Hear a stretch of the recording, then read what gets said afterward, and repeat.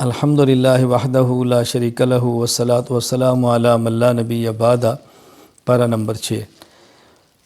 یہاں ایک بات بیان فرمائی جو پہلے پاروں میں بھی چل رہی ہے۔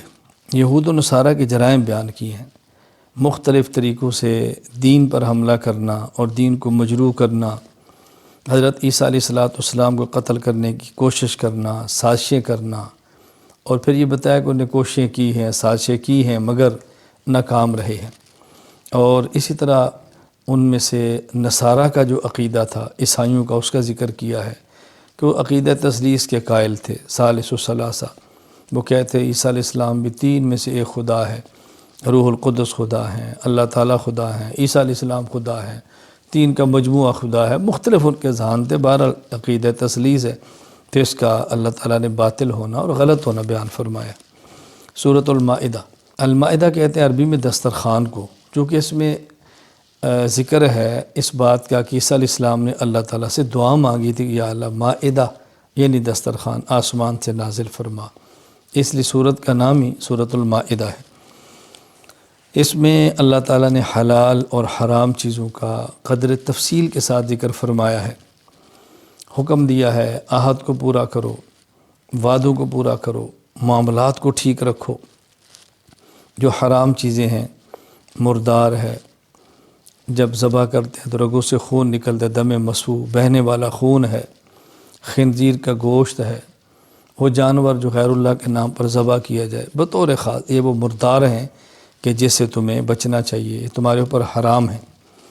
پھر حالت اضطرار کا بیان فرمایا ہے، یعنی چیزیں حرام ہیں، لیکن اگر کوئی انسان بھوک کی وجہ سے اتنا مجبور ہو جائے کہ چیز نہ کھائے تو مر جائے گا، تو اس حد تک اس کو کھانے کی گنجائش ہے جس سے اس کی جان بچے، لیکن مقصد اس میں لذت نہ ہو، مقصد مزہ نہ ہو، مجبوری ہو، جان بچانے کی خاطر اتنا کھانا جس سے جان بچ سکے، اس کی گنجائش ہے۔ پھر اس میں تکمیل دین کو بیان فرمایا۔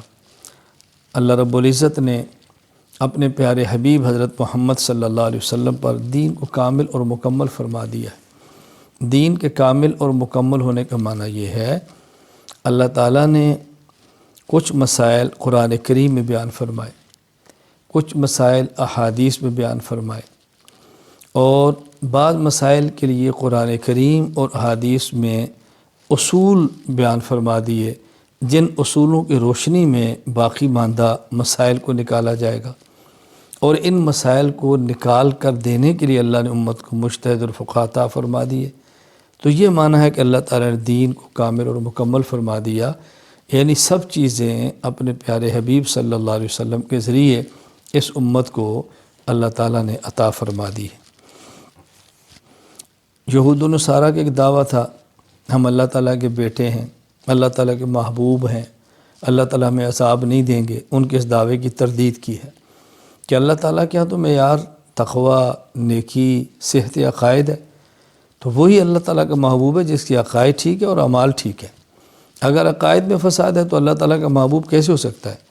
تو پھر یہ بات یہود کو سمجھائی کہ یہ بات تمہاری غلط ہے اور تمہارا دعویٰ باطل ہے، اور اس میں ہمیں سبق دیا گیا ہے کہ محض اپنی امیدوں سے، خیالی پلاؤں سے اپنے آپ کو اللہ کا محبوب اور قریبی نہ کہنا، تیاری کرو، عقائد ٹھیک کرو، اعمال ٹھیک کرو، اور اس سے تم اللہ تعالیٰ کا محبوب بنو گے۔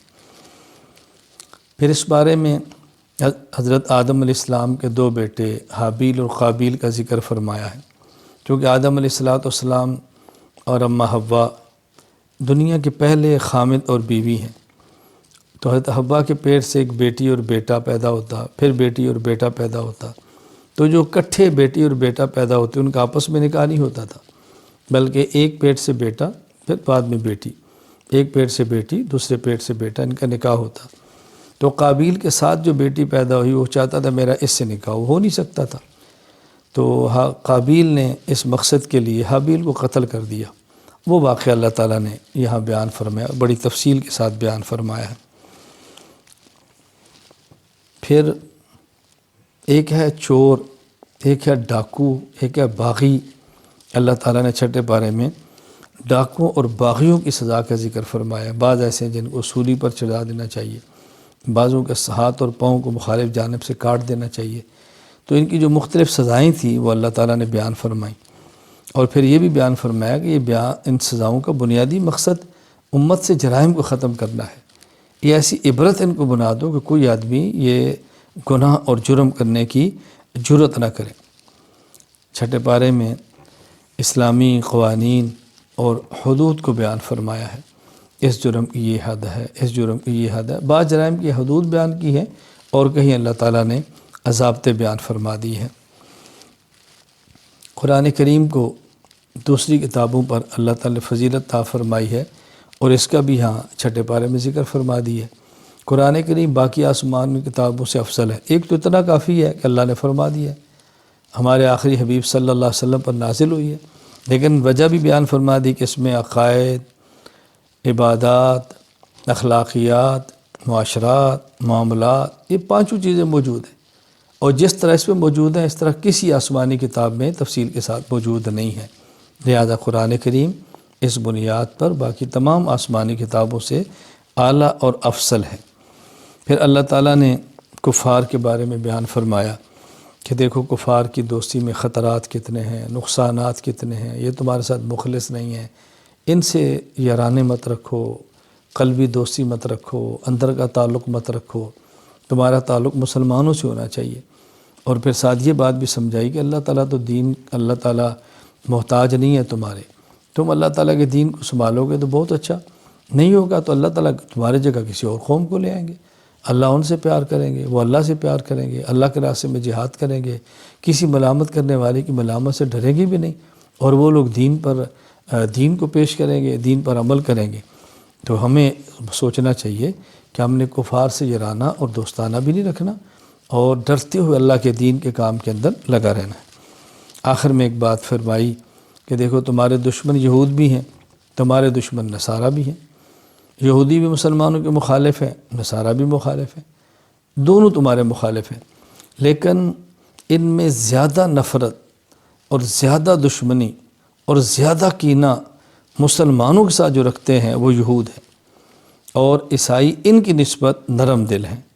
اللہ تعالیٰ کی بات برحق ہے، اللہ تعالیٰ کی بات بالکل بجا ہے، جو فرمائے 100% ٹھیک ہے۔ لہذا ہمیں بھی اس بات کا اہتمام کرنا چاہیے، جب یہود اور نصارہ ہمارے دشمن ہیں تو ہمیں چاہیے ہم ان کو اپنا دشمن ہی سمجھیں، اپنا خیر خواہ نہ سمجھیں۔ وہ ہرگز ہم سے راضی نہیں ہوں گے، ہم ان کو راضی کرنے کی کوشش بھی کریں گے، راضی نہیں ہوں گے۔ اللہ نے اپنے پیغمبر کو فرما دیا وَلَن تَرْضَىٰ عَنكَ الْيَهُودُ وَلَا النَّصَارَىٰ حَتَّىٰ تَتَّبِعَ مِلَّتَهُمْ، میرے پیغمبر یہ یہود اور عیسائی آپ سے تب راضی ہوں گے جب آپ یہودی یا عیسائی بن جائیں، الیاذ باللہ، ایسا ہونا نہیں ہے تو آپ سے کیسے راضی ہوں گے؟ اللہ تعالی ہمیں حضور اکرم صلی اللہ علیہ وسلم کا سچا امتی بن کر شریعت کے مطابق، اتباع سنت کے مطابق زندگی گزارنے کی توفیق عطا فرمائے۔ وآخر دعوانا ان الحمد للہ رب العالمین۔